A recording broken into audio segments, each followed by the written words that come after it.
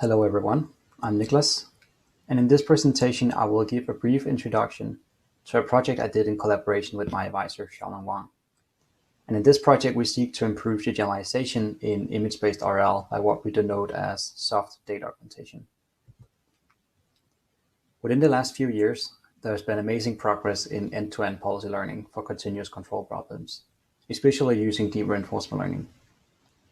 And in many cases, our algorithms can even solve control problems directly from raw pixels. And that is what we consider in this work. But at this point, it has also become commonly understood that a policy learned in one environment very often fails to generalize to related environments, even when the differences are only perceptual. And in fact, the problem of generalization can actually be observed across a whole variety of different environments, tasks, and algorithms. So if we hope to more widely apply reinforcement learning algorithms to real-world problems, the lack of generalization that current algorithms seem to exhibit therefore needs to be addressed. Previous work addresses this problem by randomizing elements of the training environment that we can also expect to change during deployment of the policy. For example, if we expect the colors to change at test time, we can modify the training environment to also randomize colors during training. And this is commonly referred to as domain randomization. However, randomizing in the training environment may not always be straightforward, especially if it is a physical system. Therefore, another solution that has recently gained traction is to apply data augmentation to the observations in pixel space, which does not require changes to the environment itself. But in both cases, there can be many differences between a given training environment and all the possible environments that we may want to deploy our policy in. For example, in a sim-to-real situation, we may want to randomize many different factors of variation in order to learn a policy that generalizes well to the real environment. However, increasingly much randomization also has consequences. Since we now aim to learn a single policy across a whole distribution of environments, the policy optimization itself also becomes more challenging as the training distribution grows. And this often results in low sample efficiency, high variance gradient steps, and consequently, it can even make the policy fail to converge, even for a task that would otherwise be solved without randomization. So therefore, determining both what to randomize and also how much can therefore require a lot of trial and error in order to balance the learning and the generalization. To demonstrate that this is indeed a problem also of practical concern, we first train a handful of policies using the soft actor critic algorithm and without using any randomization. We here show learning curves for 5 different tasks from the DeepMind control suite. The x-axis here is the number of frames, and the y-axis is the average return.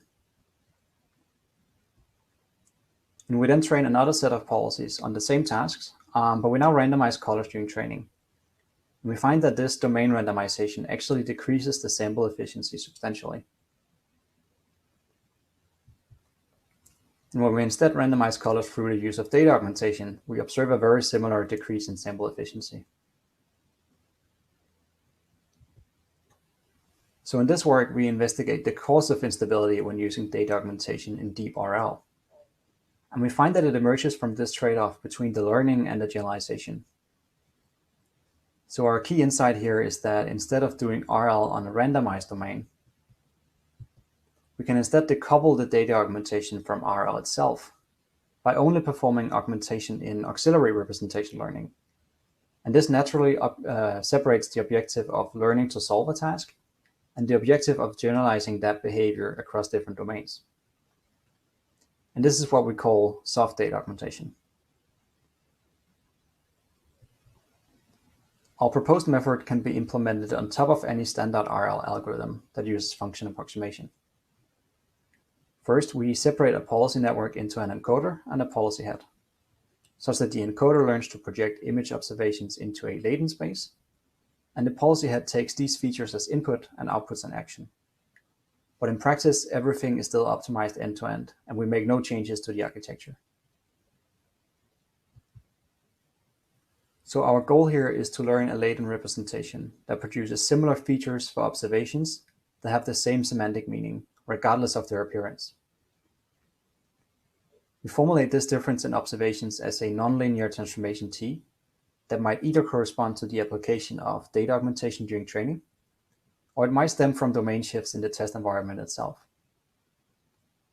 The goal of previous work is to implicitly make these two feature vectors more similar by augmenting data during policy optimization. Instead, we choose to optimize for similarity explicitly using an auxiliary regularization mechanism. To learn this representation, we propose a representation learning task that aims to maximize the mutual information between the augmented observations and the non-augmented counterparts. So given an observation O, we perform data augmentation to produce another view O prime, and we then encode and project each view into compact latent representations using the encoder F shared with the policy network and the learned projection G. We then formulate the SOTA objective as a prediction task where predictor H learns to predict the feature vector of the non-augmented observation from the features of the augmented observation, which can be shown to maximize the mutual information between the two. We optimize the prediction task using a simple consistency loss, defined as the mean squared error between L2 normalizations of C hat and C star. In practice, rather than encoding both observations using the same network, we instead encode non-augmented observations using an exponential moving average of the parameters of the online network. At the same time, we also optimize the policy.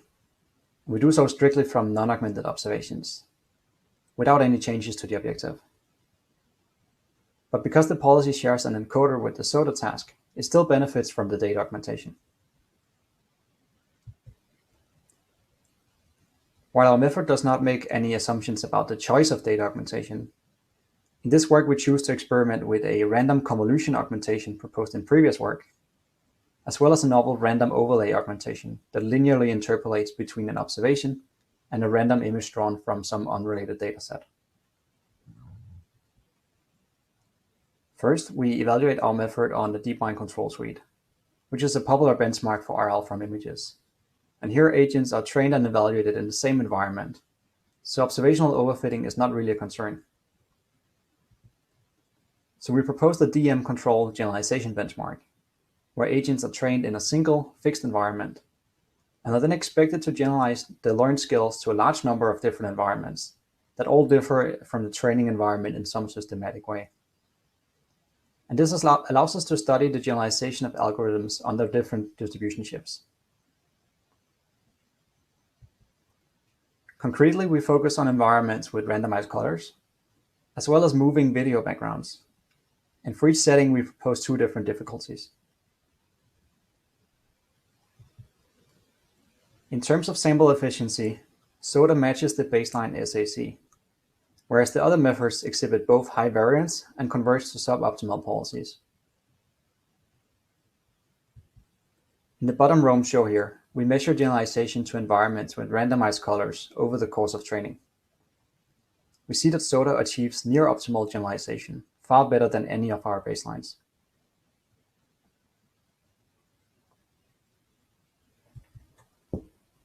And when we compare our method to recent state-of-the-art methods in image-based RL, we observe a similar pattern.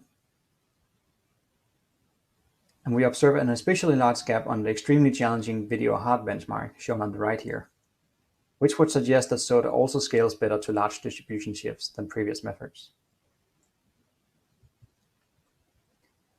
To confirm whether the improved stability over previous methods stems from only applying data augmentation in the auxiliary representation learning, or it actually stems from the auxiliary task itself, we consider a variant of SOTA that applies data augmentation both in policy optimization and in auxiliary learning, which corresponds to the purple curve shown here.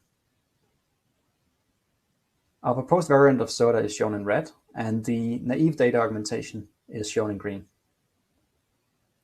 We find that RL does benefit from our proposed auxiliary task, even when data augmentation is applied in both tasks, but it is still better to not augment observations in RL. Lastly, we also evaluate the generalization of SOTA in robotic manipulation. In the task shown here, the objective is for the robotic arm to push the yellow cube towards the red disk. And the policy takes images as input with no access to state information. We find that SOTA generalizes well to changes such as different lighting, colors, and camera pose compared to SAC. And as before, we also evaluate the generalization to changes in texture and video backgrounds.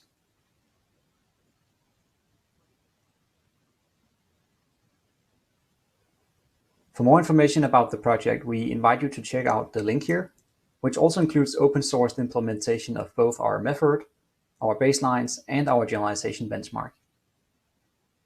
Thank you for listening.